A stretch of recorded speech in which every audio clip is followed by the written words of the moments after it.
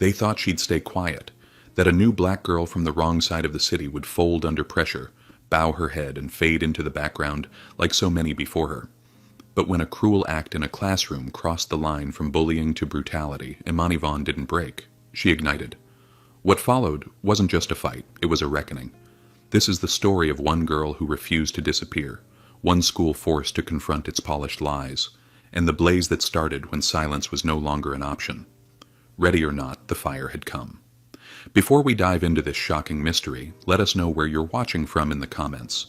And if you love thrilling, jaw-dropping stories, don't forget to subscribe. The air was too still the morning Imani Vaughn arrived at Westford Academy, like the town itself was holding its breath. The sky stretched pale and cloudless above the perfect symmetry of suburban lawns and manicured driveways. Nothing was out of place, which somehow made everything feel wrong. Imani sat in the passenger seat of her mother's car, watching white fences and pastel shutters roll by like a carousel of cliches. Her mother hadn't spoken since they left Southside Heights 20 minutes ago, the only sounds being the occasional click of the turn signal and the quiet rattle of the glove box every time they hit a bump. They were both used to silence, the kind that settled in after too many arguments and not enough apologies, the kind that didn't ask questions because it already knew the answers. As they pulled up to the school, the building came into view, an architectural monument to control.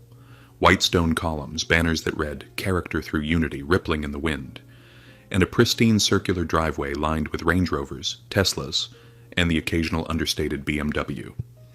Imani had seen schools like this before, on brochures, in the closing scenes of teen dramas, in the kind of movies where the only black girl was a background dancer or someone's token friend. Now she was the one stepping into the picture.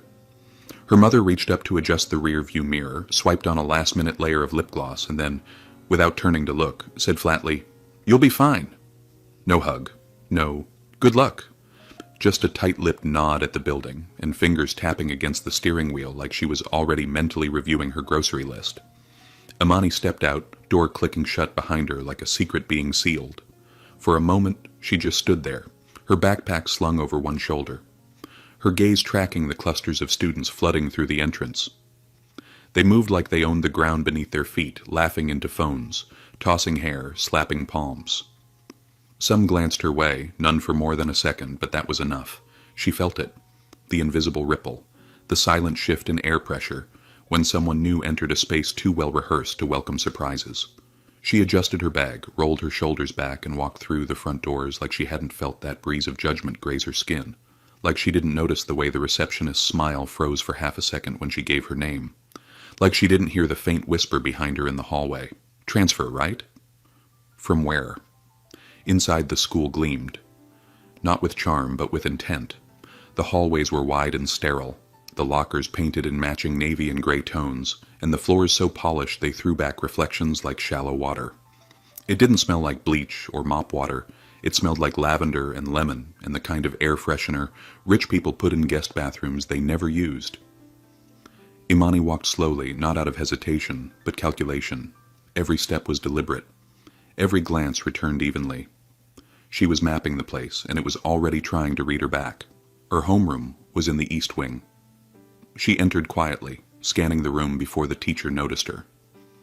Ms. Monroe stood at the front, a tall woman with shellacked blonde hair.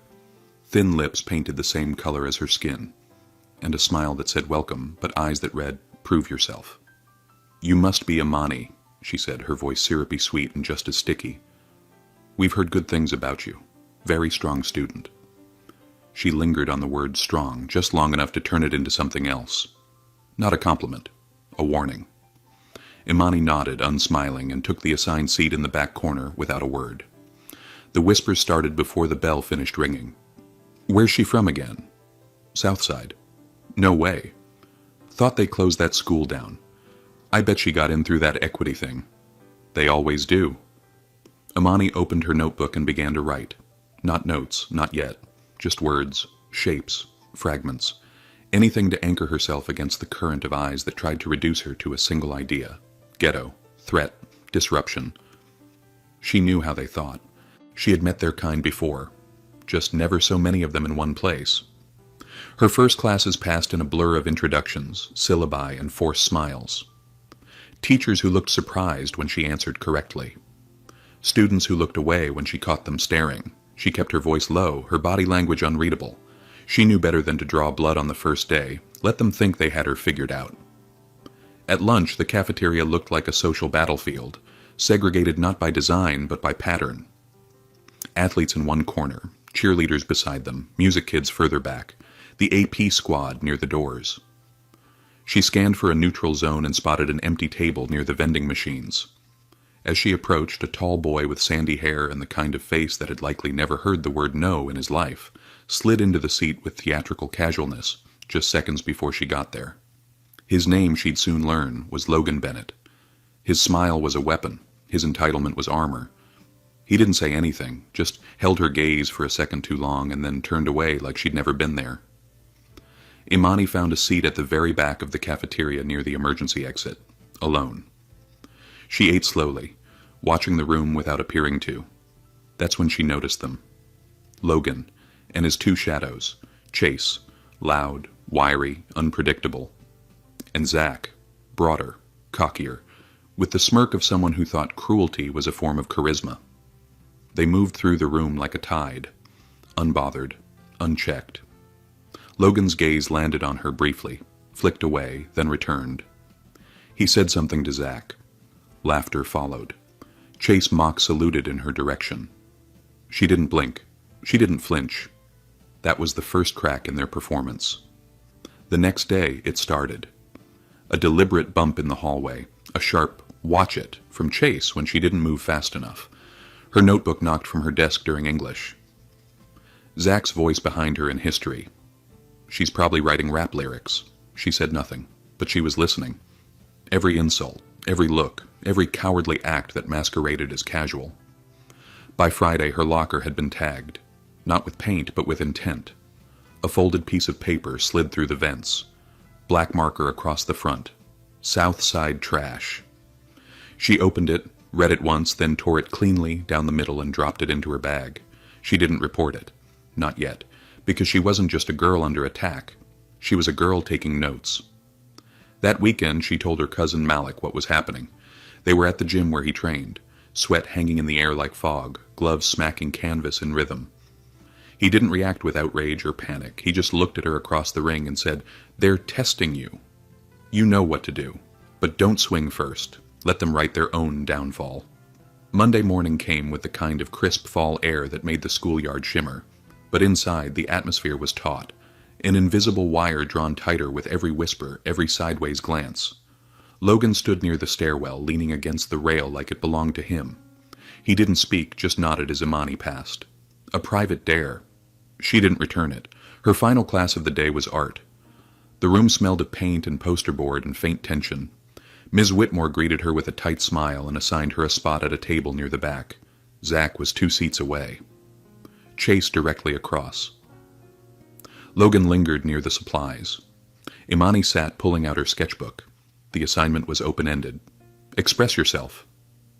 She drew in silence, her pencil dragging shadows and lines across the page. Behind her, Zach and Chase whispered. Low. Fast. The snick of metal scissors opening and closing made her spine stiffen. Then, nothing. She turned slowly. Just in time to see Zach glancing away, too casually. They hadn't done it. Not yet. But the air told her they would. Soon. That night she opened a new notebook. On the first page she wrote, "They think I'm a story they get to write. But I've been writing mine for years. They'll learn the hard way." The thing about cruelty in places like Westford Academy was that it rarely screamed. It whispered, it smirked. It disguised itself in sarcasm, wrapped itself in tradition, and polished its edges with plausible deniability. It wore a uniform, smiled at parents during school tours, and got straight A's. It never threw the first punch. It waited. It provoked. It studied you until it found the precise place you carried your dignity, and then it reached in and tried to take it. For Imani Vaughn, the escalation didn't begin with a fight.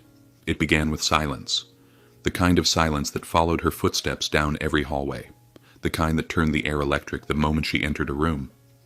Students didn't speak to her directly, but their eyes did. They narrowed. They darted. They lingered just long enough to register disdain. A few smirks, A few snorts behind raised palms, and comments tossed like grenades too far away to prove but close enough to feel. "Why she always act like she's above it all?" someone whispered in the locker room. "She's probably got a blade in her backpack," someone else said, loud enough to echo. Imani kept her shoulders square, her eyes forward. She had grown up in Southside Heights, where you learned early how to control the shape of your body in space, how not to shrink, how not to swing unless you meant to finish it. She didn't shrink, but each day she didn't swing made them more confident that she never would. By mid-October, Logan Bennett and his shadows, Chase and Zach, had turned the act of cruelty into an art form. Chase would shoulder check her between periods with a faux casual, "Oops, didn't see you there."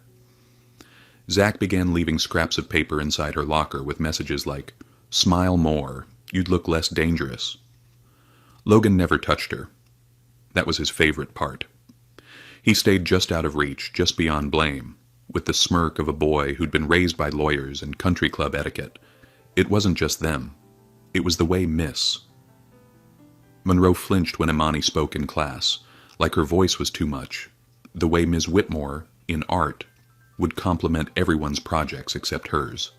The way certain teachers gave her A's with gritted teeth and comments like, "Well, you surprised me." And it wasn't just the teachers. It was the systems, dress code violations, behavior referrals with no explanation, warnings for tone. She was walking a wire while others danced around her with impunity. Imani started tracking it all, in the back pages of a spiral notebook buried beneath her textbooks. She didn't write in paragraphs. She wrote in data. October 10th, second period. Zach. Bet she used to sell weed back where she's from. Laughter. Ms. Monroe. No response. October 12th, cafeteria. Tray spilled on backpack. No apology. Janitor stared. Didn't help. Students laughed. October 14th. Ms. Whitmore refused to let me move seats despite glue on chair. Said, "You need to learn to adapt." Each entry was clinical, precise. She knew emotions wouldn't save her if she ever had to prove it, and she was beginning to realize she might have to. On a Tuesday in late October, her locker was jammed shut. Someone had smeared it with barbecue sauce. Sticky, sweet, malicious. The note inside read, "Smells familiar?"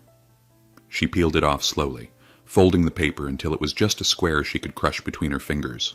She didn't tell the office. She didn't complain. She walked to class with sauce still clinging to the cuffs of her sleeves. But later that day, Logan whispered to someone in the hallway, "She should be grateful we're giving her attention." That was when Imani realized they were daring her to react. They didn't want her silence anymore. They wanted her destruction. And then came the day of the art room, a Friday. Too quiet. Too still. Imani entered the classroom just after the bell, sliding into her usual seat at the back corner by the window. Ms. Whitmore barely acknowledged her, too busy fawning over the portfolios of the white girls in the front row. The day's assignment was creative exploration. Students were free to paint, sketch, sculpt, whatever they wanted. Imani didn't want to create. She wanted to survive the hour. So she opened her sketchbook, pulled a pencil from her hoodie pocket, and began shading the outline of a city skyline she'd started days earlier. Sharp angles, concrete, steel, home. She didn't hear Zach move behind her. The scissors were dull, standard issue, with rounded tips made for cutting paper, not braids. But they did the job. There was no warning, just a hiss, a soft metallic click, a sudden nauseating tug at the back of her head. Then the unmistakable whisper of strands hitting the floor. Imani froze. Not because she was shocked, but because she knew. The room didn't react at first. Not until Zach held up the severed braid with a wide grin and said, "Yo, she looks better already. That thing was dragging her down." Laughter cracked through the class like static. Chase doubled over. Someone gasped. A girl covered her mouth and turned away. Ms. Whitmore didn't move. Logan, leaning back at his usual perch, arms folded across his chest, smirked. "Didn't think you'd actually do it," he said. "But hey, bold move." Imani reached back slowly. Her fingers found the edge of what had once been a tightly coiled braid. The absence hit her harder than the act. This wasn't a prank. This wasn't teasing. This was violation. Zach leaned forward again, waving the braid like a trophy.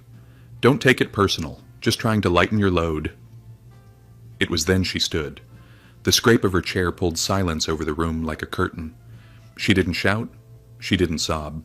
She walked toward him slowly, each step as quiet as breath. Zach's smile faltered. Chase nudged him. "Dude, say something." But it was too late. Imani's fist collided with Zach's cheekbone with a crack that echoed louder than any laugh had. His body hit the supply table, then the floor, red streaking his face like war paint. Chase lunged. She caught his wrist midair, twisted, slammed him down with practiced grace. Gasps, phones recording. Ms. Whitmore finally screamed, "Security!" But by then, it was done.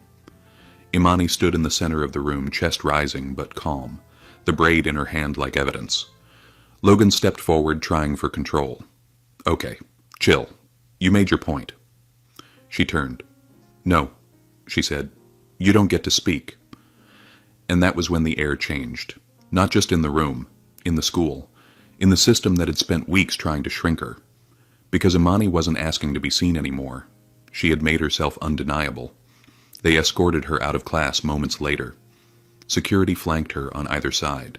Students watched from doorways. Whispers followed her down the corridor like shadows. She snapped. "She's crazy." She cut his face open. But none of them said what really mattered. They cut her first. Inside the front office, she didn't speak. Not to the assistant principal. Not to the guidance counselor who pretended concern. Not to the school cop who rested one hand on his belt like she was seconds away from exploding. She waited, until Principal Malcolm Tate opened his door. He didn't blink when he saw her. He dismissed the staff without raising his voice. He closed the door and sat. "I've seen the footage," he said. Imani said nothing. "They'll push for expulsion," he continued. "They're already calling. Board members, donors, threatening media, lawsuits." Still, she said nothing. "I want to hear from you," he said softly. "Not the report, not the video. You." Imani looked up. Her voice, when it came, was even. "They cut my hair." He nodded. "They wanted to humiliate me. Did it work?" Her eyes flared just for a moment. "No," she said, "because I'm still standing." Tate exhaled slowly. "I have to suspend you. 3 days." "I figured. But I'm not expelling you. And I'm filing a report of my own." She tilted her head, wary. "Why?" "Because you're not the first. And unless we change something, you won't be the last." He slid a manila envelope across the desk. "Inside is your suspension paperwork." Imani didn't reach for it. "You're not alone," he added, voice quieter. "Not anymore." She stared at the envelope, then picked it up. "Good," she said, "because I'm not done." The silence after the storm wasn't peace. It was strategy. It was pressure building behind closed doors, whispered phone calls, and redacted emails. It was Westford Academy holding its breath, not to heal, but to survive. Imani Vaughn's suspension was announced quietly that evening through a curt message sent to staff and students. Due to an incident in the art department, a temporary suspension has been issued to a student involved in an altercation. No names, no context. But everyone knew. The hallway grapevine had already spun the story into myth. Some said she broke a boy's jaw. Others claimed she threw a chair. A few students even swore she screamed like a demon when it happened. None of that was true. Imani didn't scream. She hadn't said more than a dozen words. But it wasn't what she said that shook them. It was what she refused to be. Silent, ashamed, controlled. The Monday after her suspension, the school felt colder, not weather-wise, spiritually, like a cathedral after a confession. Principal Malcolm Tate stood at his window in the administrative office, watching the early arrivals file in with their heads low and voices hushed. The weight of the past week pressed against his chest, not from fear, but from the clarity that comes when a mask finally slips. He had watched this school, his school, pretend itself perfect for too long, pretend that race was something handled and discipline was fair. But when a black girl fought back, everything changed. Not because it was sudden, but because it was visible. There was a knock on his door. A secretary leaned in, voice tight. "Mr. Bennett's parents are here. So are Mr. Graves's and Mr. Whitman's." Of course they were. Logan Bennett. Zach Graves, Chase Whitman. 3 boys, 1 haircutting incident, 1 assault, 1 school board donor behind each name. Principal Tate straightened his cuffs and walked out of his office like a man headed into a courtroom. They were waiting for him in the staff conference room. 3 fathers in designer suits and 3 mothers with tight faces and taut lips. Coats draped over chairs, expensive watches catching the overhead lights, power perfuming the air like musk. The mood was not curious. It was furious. "You're the principal," said the man with the thick tan trench and silver cufflinks, Logan's father. "I am," Tate replied evenly. "Then explain to me why my son came home with a busted face while the girl who attacked him got a 3-day suspension instead of a court summons." "It wasn't your son," Tate said, eyes calm. "It was Zach Graves, and I have reviewed the video footage. Multiple angles, and I can tell you with absolute certainty he cut her hair without consent. That is assault." The blonde mother to his left snapped, "Oh, come on, it's just hair." Tate didn't flinch. "That's not your call to make. And that statement, ma'am, is exactly why we're in this room." Another father leaned forward. "You're defending her." "I'm defending facts." "No, you're defending violence," the mother said, standing now, pointing a perfectly manicured nail at him. "And we have given to this school for years. We've supported athletics, drama, the new science wing. And this is how you repay us?" Tate folded his hands on the table. "You're not angry because your sons were hurt. You're angry because a black girl fought back and none of you were prepared for that." The room went still, and then it exploded.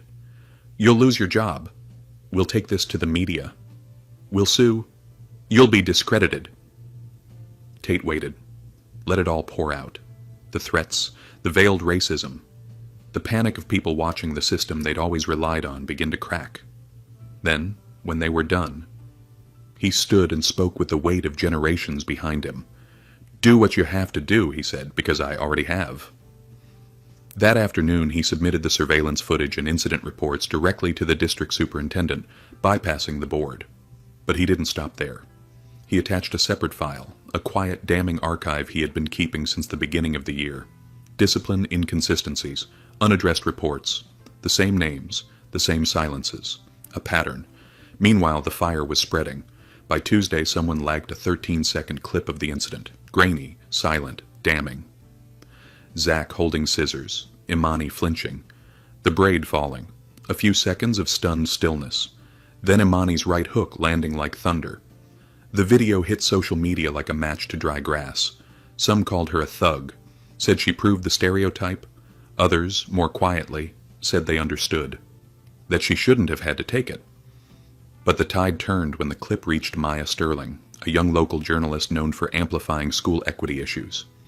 She didn't sensationalize it. She called Imani's family. She waited outside the gym where Imani trained with her cousin Malik and simply said, "No lights, no cameras, just your voice." Imani met with her that Friday. No glam, no script. She sat across from Maya in a quiet school media room, wearing a hoodie and jeans, her hair now tied into a low bun, her posture straight but tired. She didn't cry. She didn't rant. She told the truth about the notes, the stares, the silent teachers. The moment her braid was severed, not just from her head, but from her identity. "They didn't just cut my hair," she said. "They cut my dignity, and they expected me to thank them." The interview dropped quietly that Sunday on Maya's online column. No clickbait, just a still photo of Imani's eyes, sharp and unbroken, and the headline, "I didn't snap. I refused to stay cut."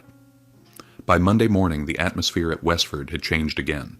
Not lighter, not louder, heavier, charged. For the first time, teachers looked nervous. The front desk staff whispered behind closed doors. Counselors scheduled meetings they had previously avoided. Some students looked at Imani with awe, some with fear, some with guilt. But they all looked, and Imani looked back. That same morning, she received a small folded note slipped into her locker through a slit in the top. "They've started pulling footage. There's more. Stay ready. J." No name. Just the initial. But she knew it was from Jamal, the janitor, the man who saw everything, who no one saw. That afternoon, Principal Tate pulled her into his office again. This time he didn't ask questions. He handed her a small folder. 3 other students, quiet. Recent transfers, all students of color, all filed informal complaints this year about those boys. Imani scanned the files. One girl had written, "He told me if I didn't smile more, I'd be asked to leave the lunch table." A boy had written, "I was called basketball project by a teacher." Logan laughed. Everyone laughed. Another student had withdrawn before Thanksgiving. "What do I do?" Imani asked. "You already started," Tate replied. "Now we document the rest. Make it undeniable." Imani nodded slowly. Later that week, she sat at her usual lunch table, alone but surrounded by space no one dared to enter. Logan had returned, his face different now. Not injured, just smaller, hunched, nervous. He didn't look at her, didn't speak.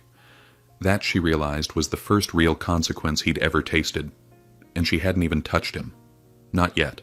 Westford Academy was a different place now, not on the surface. The hallways were still lined with crisp banners reading "Character Through Excellence." The lockers still gleamed blue and gray, and the security guard still made his slow rounds at lunch, pretending to look but never really seeing. But underneath, something had cracked. You could feel it in the way the teachers paused mid-sentence when Imani Vaughn walked into class, their eyes flicking away like she might read them too clearly.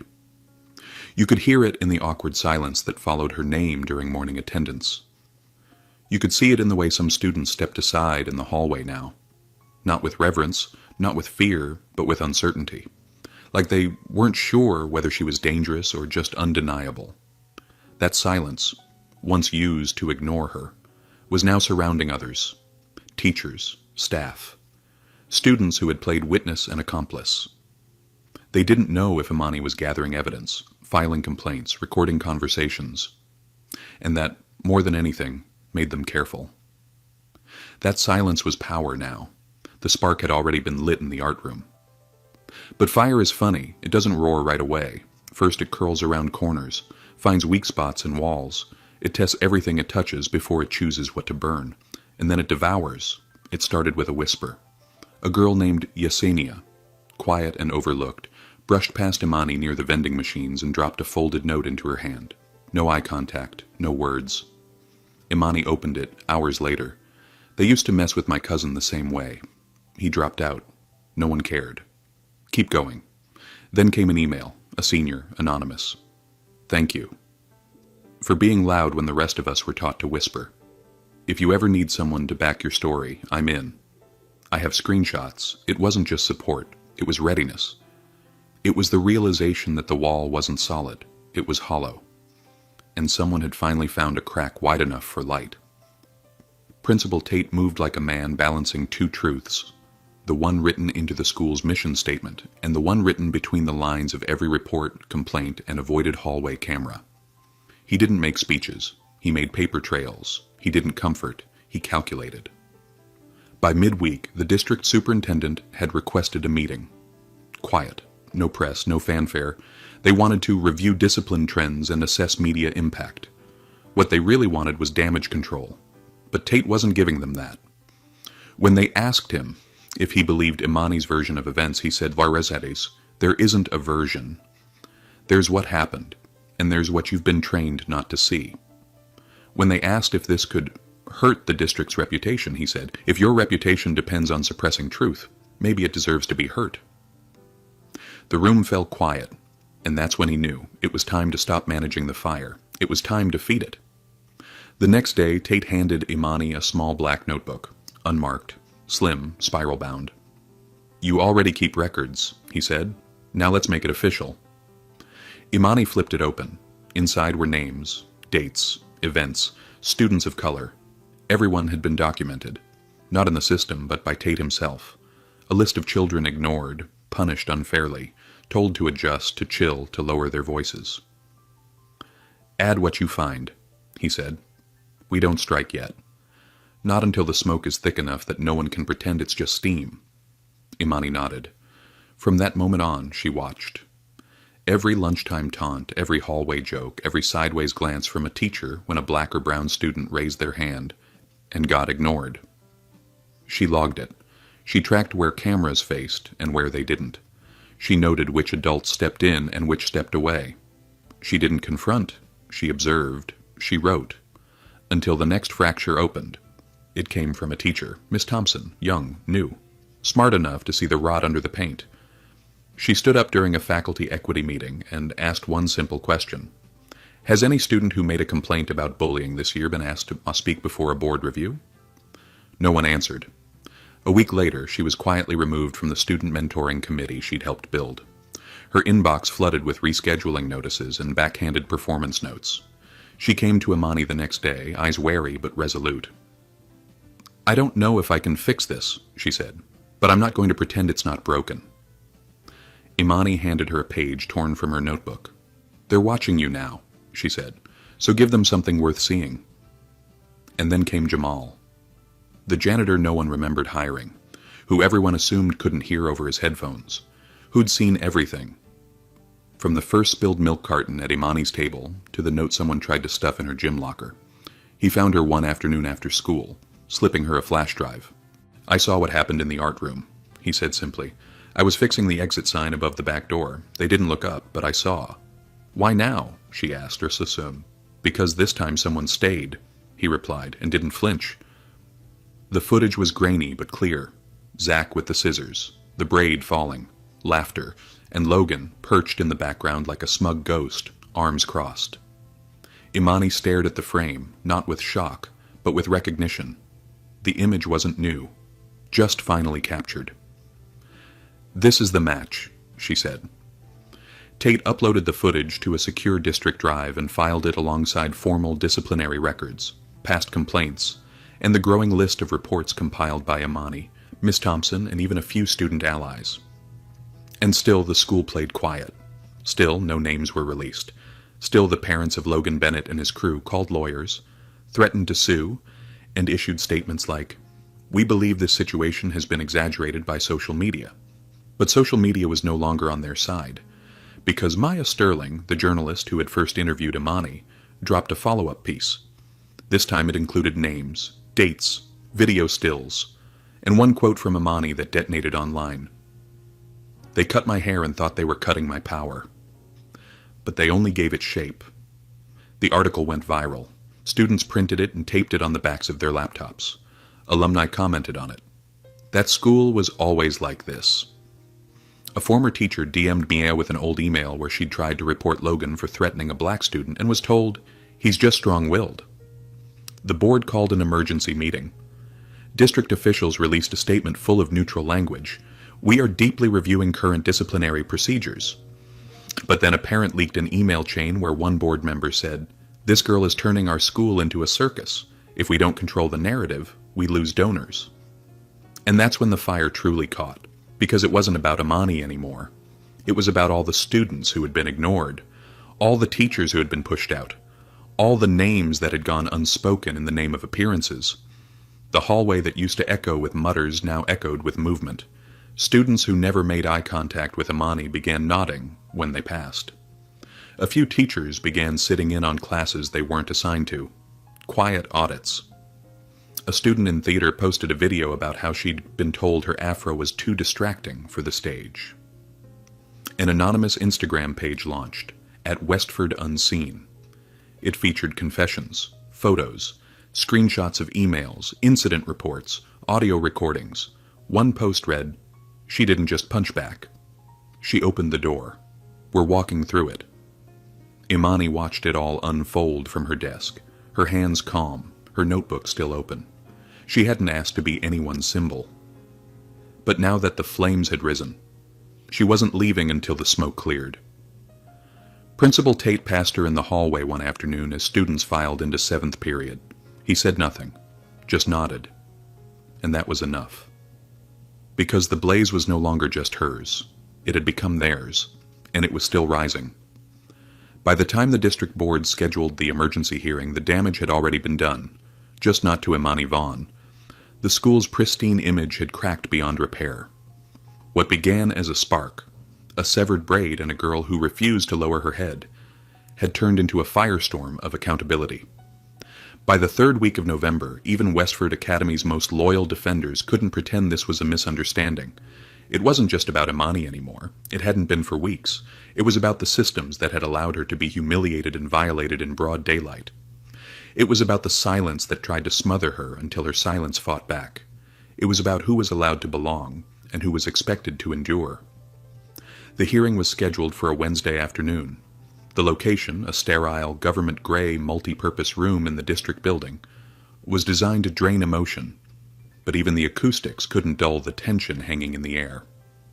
Folding chairs lined the floor in 2 neat rows, while reporters with carefully neutral expressions set up camera tripods in the back. A line of students stretched outside the building, some holding printouts of Maya Sterling's articles, others just showing up to see if everything they'd whispered about for years was finally going to be said out loud. A few had skipped class. A few had skipped work. All of them had come to watch history press its weight against a door that had never opened for them. Imani arrived just after 3:45 p.m., flanked not by lawyers or press agents, but by Principal Malcolm Tate and her mother, who gripped her hand tighter than expected. Imani wore all black. No jewelry, no colors, just calm. She looked like someone who had already decided what her silence would cost, and was ready to pay. Inside, the board sat at a long table draped in white, their faces unreadable, their language carefully rehearsed. Superintendent Lowell, a man who smiled like a politician and apologized like a lawyer, opened the session with a voice that tried to be both warm and firm. We're here to discuss the disciplinary process regarding the incident involving Ms. Imani Vaughn and the students involved in the October art room altercation. No one called it what it was. No one said assault or racial harassment, but the air in the room pulsed with the truth of it anyway. Tate leaned over and whispered, "You don't have to speak if you don't want to." Imani blinked once. "I'm ready." When her name was called, she stood and walked to the podium.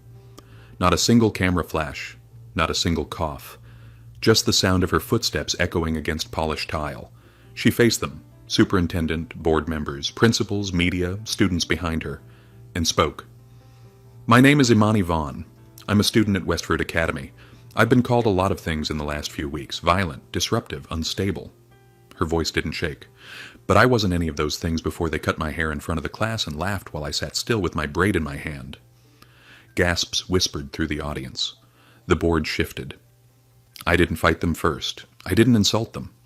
I didn't raise my voice, but I wasn't quiet enough to be safe.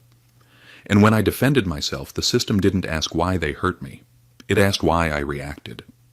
She paused, then continued slower. They didn't think it would matter, that I'd report it and be ignored, that I'd cry and disappear, that I'd switch schools and they'd joke about me like they always have about the others. A longer pause.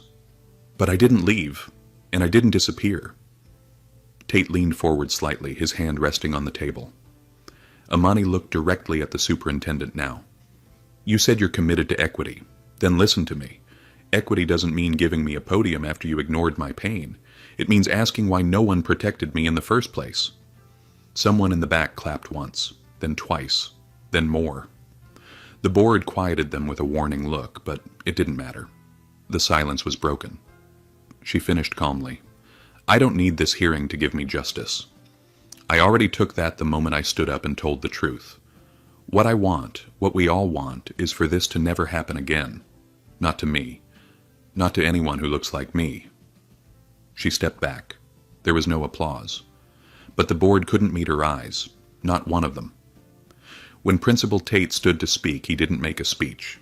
He submitted evidence, dozens of pages of incident reports, security footage, parent emails, ignored complaints, screenshots, and the testimony of 3 other students who had written their own statements. He used words like pattern, selective enforcement, and institutional neglect. He used facts. When he finished, he said only this: "You told me you needed proof. Here it is. Now, prove you care." What followed was a blur of deliberation behind closed doors. But it didn't stay closed for long. By Friday morning, word had leaked that the district would issue formal disciplinary action against Zach Graves and Chase Whitman, citing coordinated and racially motivated harassment. Logan Bennett, while not formally punished, was quietly withdrawn from Westford by his parents the following week. His locker was cleared overnight. More important than any expulsion or suspension was what came next. For the first time in Westford's history, the board announced it would launch an independent review of its disciplinary practices across the district. That included a third-party audit of past complaints, with a public report to follow. They introduced a policy titled the Student Dignity Act, which enforced anti-discrimination protections with new procedures for racial harassment, bias-based bullying, and school staff accountability. Every staff member would now undergo training, not just the new hires, everyone. But change wasn't a document. It was the feeling in the cafeteria when Imani walked in that Monday morning. She didn't have to sit alone anymore. She chose to. Not because she felt outcast, but because she had made that corner her own. A girl from sophomore year, a shy freshman last time they'd spoken, approached her with a tray in hand. "Can I sit here?" she asked, voice quiet. Imani nodded. And just like that, something shifted again. She had become a space, not just a presence, but a permission, for others to exist out loud. The school still had its cracks. Not every teacher changed, not every student became brave. Some still looked at Imani with resentment, but none of them looked at her like she could be erased. Later that week, Maya Sterling ran her final article on the incident. It wasn't about the fight, or the footage. It was about the notebook Imani carried, the quiet way she had documented everything, how silence had been her shield and her sword. The headline read, "Not a victim, not a symbol, just a girl who wouldn't disappear." And then came the interview request from the local news station, and a call from a state education equity panel, and a thank you letter from a girl in another school across the city who had been harassed and had stayed quiet until now. But Imani turned most of it down. She didn't need a microphone anymore. She had her name. She had her story. And now she had a school that would never forget it. At home, her mother didn't say much. But one evening, as the sun dipped low and Imani sat at the kitchen table with her books, her mother placed a fresh cup of tea beside her, then softly, "I'm proud of how you held your ground." Imani looked up and smiled. Not big, but real. That weekend she returned to Malik's boxing gym. Same fluorescent lights, same echoes. He watched her wrap her hands slowly, precisely. "You ready?" he asked. Imani nodded. "I never stopped being." Imani Vaughn no longer walked through the halls of Westford Academy like a student. She moved like memory, steady, unshakable, impossible to erase. Her name, once whispered with mockery, now carried weight. The school still bore its sleek banners and soft-lit hallways, still tried to polish itself into prestige, but beneath its glass surface everything had shifted, and the people inside knew why. She had not simply survived what they did to her. She had reshaped the silence that tried to swallow her, turned humiliation into resistance, and made the walls confess what they had covered up for years. What started as one severed braid had become the unraveling of a culture that weaponized quiet, dressed cruelty in uniform, and trained its gaze to look past pain. That was over now, not because everyone had changed, but because they no longer had the comfort of pretending not to see. The final weeks of the school year passed in a hush of uneasy calm. Teachers spoke softer around her. Students watched her like a storm they didn't understand. No one dared test her anymore, not out of fear, but because Imani had stopped being a girl to push. She had become a mirror. And no one likes the way they look in one after the damage is done. She didn't gloat. She didn't celebrate. Instead, she watched. When the new Student Equity Board was announced, her name was listed first. When policies were rewritten, her case was referenced quietly in staff meetings. The Vaughn incident. When Logan Bennett's family withdrew him quietly from school, no one said goodbye, and no one had to. His absence said enough. On the last Monday of the school year, she returned to the art room, room 316. The desks had been rearranged, the air fresher, but she still felt the echo of that moment. Scissors, laughter, silence, and the weight of a braid in her hand. The new teacher smiled nervously when she walked in. She nodded back, saying nothing. A freshman girl with dark skin and box braids looked up from her seat, eyes wide. "You're Imani, right?" "I am." "They said you hit a guy for touching your hair." "They were wrong," Imani replied. "I hit him for thinking I'd let him take something from me." The girl blinked, then smiled. Imani left the room without looking back. That night, in the still quiet of her bedroom, she opened the notebook where it had all begun. Every page filled, names, times, incidents, indifference, a record carved from pain and precision. She turned to the last page and wrote, "Legacy isn't what survives after you, it's what refuses to die because of you." She closed the book and placed it inside a box on her closet shelf, beside the cloth-wrapped braid. No longer a wound, now an artifact. Outside, the city breathed with summer's promise. Somewhere, another girl was being told to smile, to be quieter, to be smaller. But maybe this time she wouldn't. Maybe this time she'd remember the girl who didn't disappear. And maybe that would be enough. In today's world, Imani Vaughn's story reflects the silent battles so many students of color face in schools that pride themselves on order but ignore injustice. Her experience reminds us that racism isn't always loud. It's often hidden in microaggressions, silence, and institutional indifference. When Imani chose to fight back, not just with her fists but with her voice, her records, and her presence, she showed that real change doesn't begin with noise, but with refusal. Refusal to be erased. Refusal to be dismissed. The lesson is clear. We must not wait for violence to validate pain. We must believe the quiet truths, question the polished systems, and defend dignity, even when it's inconvenient. In every classroom, workplace, and community, we are responsible for creating space where justice isn't earned through suffering. It's expected because we made it the standard. Change doesn't ask permission. It starts when someone, like Imani, stops apologizing for existing. Thanks for watching. If you enjoyed the video, give it a like and comment one if you found the story meaningful. Don't forget to subscribe for more stories like this. See you in the next one.